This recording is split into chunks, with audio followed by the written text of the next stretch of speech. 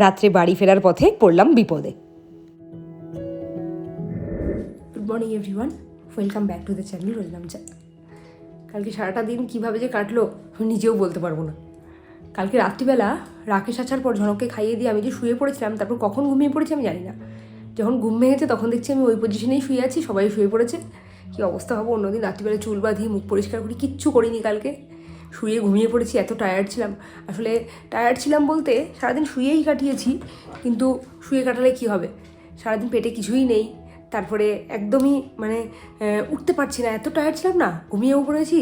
আর ঘুম থেকে যখন উঠেছি তখন দেখছি যে কটা বাজে, তখন ওই 4টে মতো বাজে। তারপর 4টের সময় উঠে ঠিকঠাকভাবে শুলাম, যেমন করে শুয়েছিলাম ওরকম করেই ঘুমিয়ে পড়েছিলাম। শুয়ে তারপরে আমি ভেবে যাচ্ছি যে কালকে রাত্রিবেলা তো এডিটিংটা হলো না, দেখো অবস্থা, শরীর খারাপ, তার মধ্যেও ঘুম থেকে গিয়ে যখন ভেঙেছি ভেবে যাচ্ছি যে রাত্রিবেলা এডিটিংটা হলো না। সকালবেলা কিন্তু টাইম মতো আমার ঘুম ভেঙে গেছে। তখন আমি ফোনটা খুলে দেখলাম রাকেশ আমাকে এডিটের কাজে অনেকটাই হেল্প করে দিয়ে তারপরে ঘুমিয়েছে। রাকেশ না আমাকে এই ব্যাপারে প্রচুর সাপোর্ট করে। এখন উঠে গেছি, উঠে পুরো কাজটা কমপ্লিট করলাম। আমি একটা কথা ভেবে যাচ্ছি যে গতকাল আমার শরীরটা খারাপ ছিল, ঠিক আছে, যদি আজকে শরীর খারাপ হতো খুব প্রবলেমে পড়ে যেতাম। আজ থেকে সোমবার আবার পুরো সপ্তাহ স্কুল আছে, এমনকি এই সপ্তাহে শনিবারটাও স্কুল আছে। তোমাদেরকে বললাম যে ইলেকশনের জন্য আমাদের স্কুল যেহেতু নেওয়া হয়েছে, এখন কয়েকদিন শনিবারটা স্কুল খোলা থাকবে, একেবারে টানা 6টা দিন স্কুল। শরীর খারাপ থাকলে না কোনো কাজে এনার্জি পাওয়া যায় না। আর তখন যদি ভাবি যে সামনে এত কাজ, তখন যেন মাথা আরও খারাপ হয়ে যায়। সকালবেলা উঠে এখন শরীরটা মোটামুটি একটু ঠিক আছে, শরীরের ক্লান্তি ভাবটা আছে, কিন্তু শরীরের ভেতরের যে অস্বস্তিটা সেটা অনেকটা কমে গেছে। রান্না দিদি এখনও এসে পৌঁছননি, 7টা 10-15 মতো বাজে। আজকে এলে একদমই অল্প হালকা রান্না দেবো। আমি যদিও এখানে খাবো না, আমি তো খাবো বাড়িতে। মা রান্না করবে কি জানি না, মা হালকা রান্নাই করবে। মা আসলে না এরকমই করে, যদি বাড়ির কারোর শরীর খারাপ হয় মাকে সেই কথা ভাবতেই হয়। হয়তো আমার বোনের শরীর খারাপ হলো, বা ঝনকের শরীর খারাপ হলো, বা আমার শরীর খারাপ হলো, মা সেই বুঝেই রান্নাবান্না করে। চলো, অনেক কথা বললাম, এবার তাড়াতাড়ি করে কাজকর্ম শুরু করে। সারাটা দিন তো অফ দিয়েছি কাজকর্ম থেকে, কিচ্ছু কাজ করিনি সেরকম, যেটুকু না করলেই নয় সেটুকু শুরু করেছি। এবার দিনটাকে শুরু করি, আর দেখতে থাকো আজকের ভিডিওটা। বিয়ের পর যখন শাশুড়ি মা ছিলেন, তখন আমি আর আমার শাশুড়ি মা দুজন মিলে রান্না করতাম।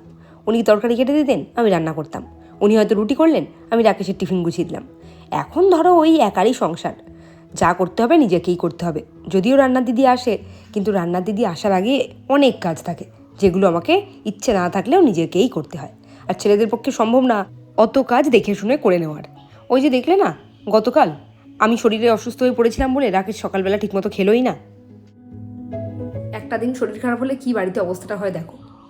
কালকে যখন রাকেশ ফিরলো প্রোগ্রাম করে, ঝনককে খাওয়াচ্ছিলাম, বললাম যে ঝনককে আমি খাইয়ে দিয়েছি, এবার যেটুকু ভাত টাত আছে খেয়ে নাও, নিয়ে তারপর বাকিটা তুমি একটু ফ্রিজে রেখে দিও, না হলে একটু জল ঢেলে রেখো, তোমার তো পান্তা ভাত খেতে ভালোই লাগে, সকালে তাহলে পান্তা ভাত খেয়ে নেবে। বললো ঠিক আছে।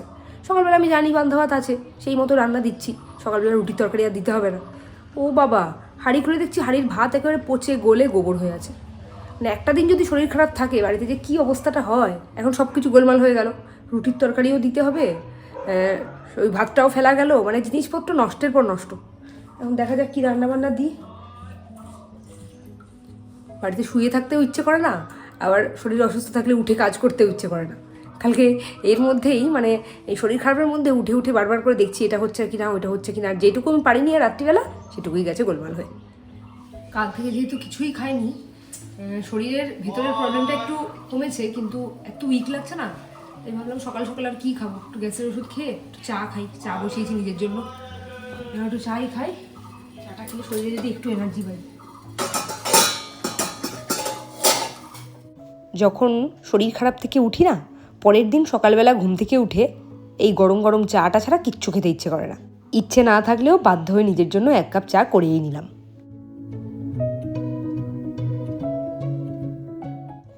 গ্যাসের ওষুধ খেয়েছি, কিছু তো খেতেই হবে, নাহলে আবার মাথা ঘুরতে শুরু করবে। এমনিতেই আমার সকাল থেকে একটু মাথা ঘুরছিল। আসলে গতকাল সারাদিন কিচ্ছু তেমন খাওয়া হয়নি। ওই রাকেশের মেজাজের ভয়ে রাত্রিবেলা ঝনককে যখন খাওয়াচ্ছিলাম, ওর থেকে ওই 1 গ্লাস মতো খেয়েছিলাম, তাও না পারতে। আজকে সকালবেলা কিন্তু হালকা হালকা খিদে পাচ্ছে, কিন্তু ভয়ে ভয়ে আছি। কী যে খাবো, কী যে না খাবো, এটা একটা বড় চিন্তার ব্যাপার। যখন শরীরটা খারাপ হয়, পেটটা গরম হয়, তখন না সকালবেলা ঘুম থেকে উঠে বুঝে উঠতে পারি না কী খাবো। দুপুরে আর রাত্রে তো ভাত খেয়ে নিলাম, কিন্তু সকালবেলা কী খাবো? ওই শুকনো মুড়ি চিবোতে আমার একদম ভালো লাগে না, ভালোও লাগে না, আর সময়ও হয় না। ঝনকটার কাণ্ড দেখো, ওই দেখো উঠে পড়েছে। আজকে সকাল সকাল উঠে পড়েছে দেখে আমি একটু অবাকই হয়ে গেলাম। অন্যদিন তো ডেকে তুলতে পারি না। এই সপ্তাহে রবিবারটা একদম ঘরদরের কাজ হয়নি, ওই জন্য না একদম ভালোও লাগছে না। ঘর যেন অগোছালো হয়ে পড়ে আছে, কিন্তু শরীরে এনার্জি না থাকলে কি করে আর কাজ করব। আবার শরীরে এনার্জি না থাকলে কাজের স্পিডটাও কমে যায়, যেমন আমার হয়েছে। চলো আর কি করা যাবে, এবার তাড়াতাড়ি করে স্নান করতে ঢুকতে হবে, নাহলে আবার দেরি হয়ে যেতে পারে। ছেলেটা আজকে সকাল সকাল ঘুম থেকে উঠে গেছে, ব্যাপারটা কি? এসি চালাও। এসি সকাল 8টার সময়? বেশি আরামপ্রিয় হয়েও না, হ্যাঁ বেশি আরামপ্রিয় হয়েও না। এসি চালাও।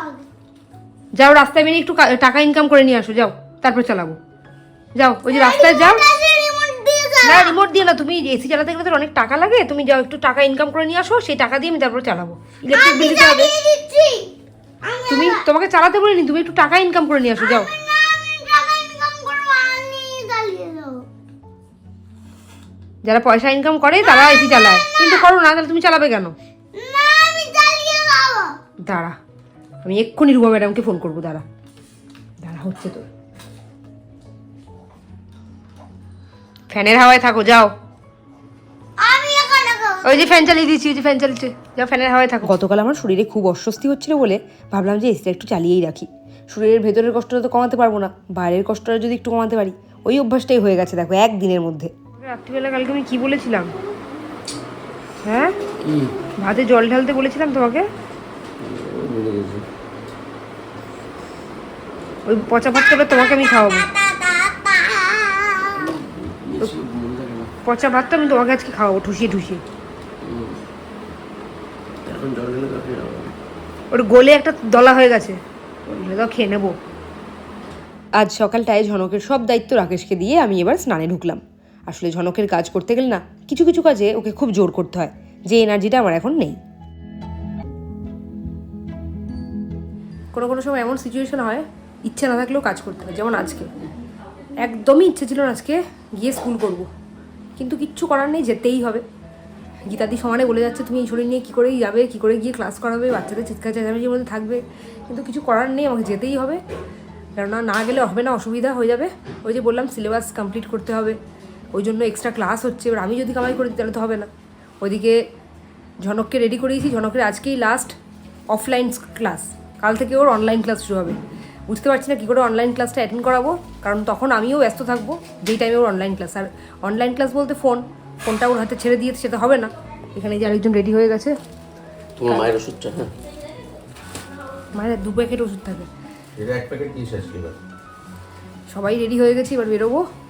বেরিয়ে যে যার কাজে যেতেই হবে, কিচ্ছু করার নেই। চলো বেরো, ট্রেন পাবে না। হ্যাঁ প্যাকেট দিয়েছি কিন্তু, হ্যাঁ ট্রেন পাবে না কিন্তু। হ্যাঁ চলো। মায়ের শরীরের কন্ডিশনও খুব একটা ভালো নয়, কিন্তু আমার শরীরের যে অবস্থা, 1তলা থেকে 3তলা পর্যন্ত উঠে আমি একেবারে হাঁপিয়ে গেছি। তাই মাকেই দেখলাম ঝনককে রেডি করাতে শুরু করে দিল। মারা বোধ হয় এরকমই হয়। ঝনককে স্কুলের জন্য পাঠিয়ে দিলাম। এবারে 10-15 মিনিট মতো একটু রেস্ট নেব। সকালে ঘুম থেকে ওঠার পর থেকে রেস্ট পাইনি, শরীর চলছিল না, কিন্তু শরীরকে টেনে নিয়ে এবার কাজে লাগতেই হবে। একটা দিন তো একেবারে শুয়েই কাটিয়ে দিলাম। মাকে পয়লা বৈশাখে যে শাড়িটা দিয়েছিলাম আর ব্লাউজটা দিলাম, সেটা পরে আজকে মা রেডি হয়েছে। 2 দিন তো শরীর খারাপ ছিল বলে নামতে পারেনি, তাই জন্য আজকে একটুখানি মাঞ্জা টাঞ্জা দিয়ে যাচ্ছে। এই গরমের মধ্যে তুমি তো খুব চুল টুল নামিয়ে টামিয়ে দিয়ে যাচ্ছ, এরপরে যেই গরম লাগবে তখন চুলটা সবার টিক্কিতে উঠবে। আর আমার অবস্থা খুবই খারাপ, পুরো বিধ্বস্ত। আমিও বিধ্বস্ত, সেই বিধ্বস্ত চেহারা নিয়ে এখন যাই, কি আর করবো। আজ স্কুলে কে এসেছে দেখো, চেরি তো এসেইছে, তার সাথে বেরিটাও এসেছে। আসলে চেরি না স্কুলে আসতে আসতে এখন সবার কোলে যায়, কান্নাকাটি বন্ধ হয়ে গেছে। কিন্তু বেরি মা ছাড়া আর ওই যে ওর দিদা, ওই যে আয়াজিনী, ওনাকে ছাড়া কারোর কাছে যাবেন না।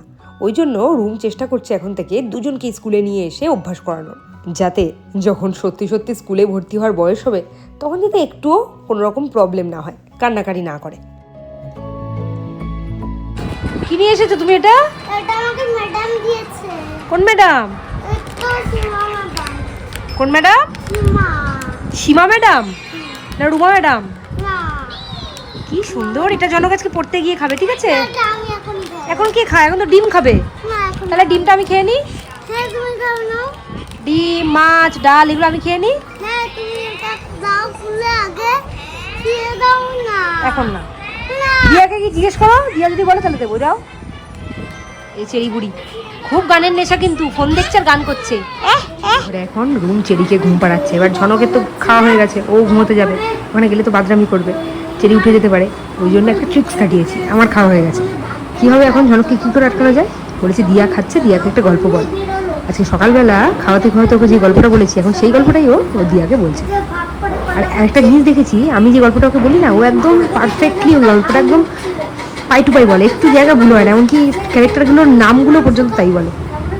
দাঁড়া শোনাই তোমাদেরকে। বন্ধ করে শুয়ে রয়েছে রাস্তার মধ্যে, আর ওই যে ভালুকটা ভয়ের ছোটে রহিন গাছে উঠে গেছে। ওই যে অমল বলছে যে আমি তাহলে কোথায় যাবো, তারপরে ভালুকটা তারপরে যেই আসলো তারপরে ঝনক এখানে পড়তে যাওয়ার জন্য রেডি হয়ে গেছে, কিন্তু এখনো বাবার খোঁজ নেই, দেখা নেই। কিছুক্ষণ বায়না করে পড়তে যাবো না, স্কুলে যাবো না, কিন্তু শেষমেশ ব্যাগ ট্যাগ গুছিয়ে হয়েছে পড়তে যাওয়ার জন্য রেডি হয়ে যায়। বাবা জানো, তোমাকে তোমার এই জামাটা যে পরেছে ওটা কে দিয়েছে? দিদা দিদাকে আজকে গিয়ে বলবে, দিদা এই দেখো তোমার জামা, তোমার দেওয়া জামা। সারাদিনের ক্লান্তিটা এখন একটু কম, আসলে দুপুরে একটু করে রেস্ট নিয়ে নিয়েছি তো সবাই, তাই এখন একটু ফ্রেশ আছি সবাই।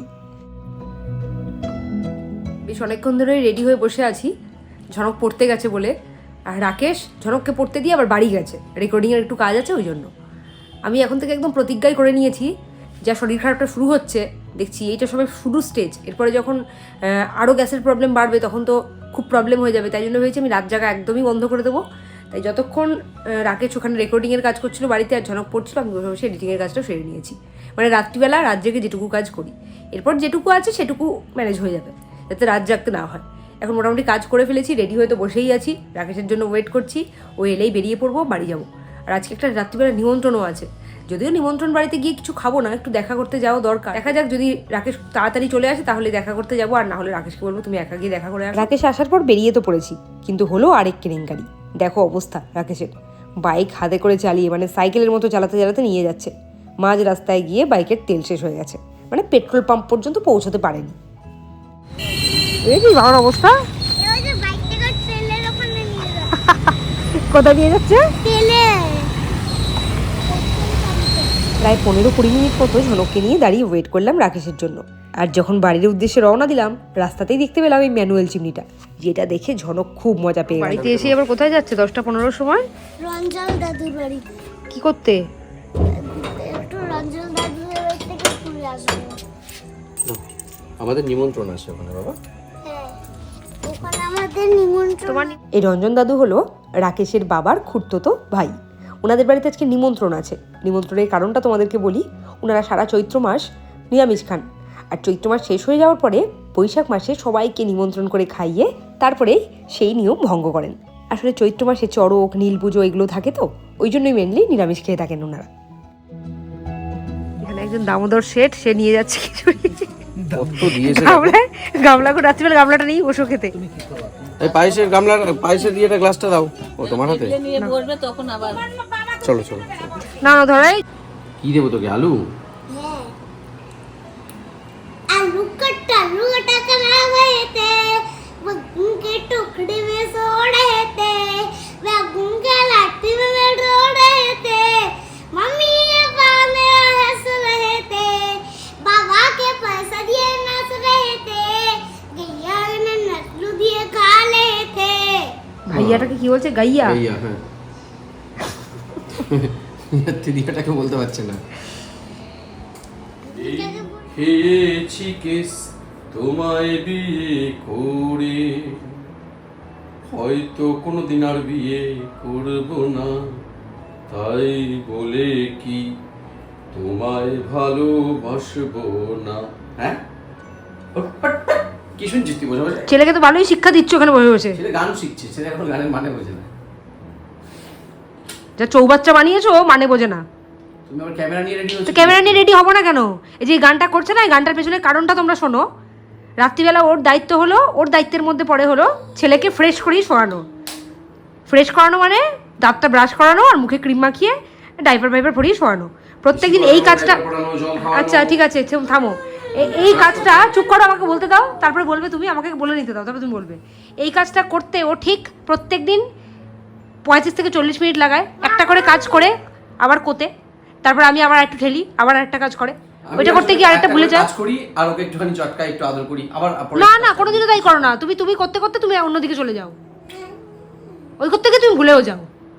কালকে না পরশু দিন সেদিনকে ঘন্টা 35 মিনিট হ্যাঁ হ্যাঁ ওর খাওয়া হয়েছে কটার সময়? 11টায় খাওয়া হয়েছে, এখন কটা বাজে দেখো, কটা বাজে দেখো, কটা বাজে দেখো, 11:45, 12টা বাজতে 10। আরে কোনো আচ্ছা তোমরাই আমাকে কমেন্ট করে জানিও কোনো বাড়ির বাচ্চা এরকম আছে যে রাত্রি 12টার সময় শোয়? আমাদের বাড়িতে প্রত্যেকদিন এই ঘটনাটা ঘটে, কিন্তু ও যে দাঁড়াও বলতে দাও আমার এই জন্য এই গানগুলো করছে।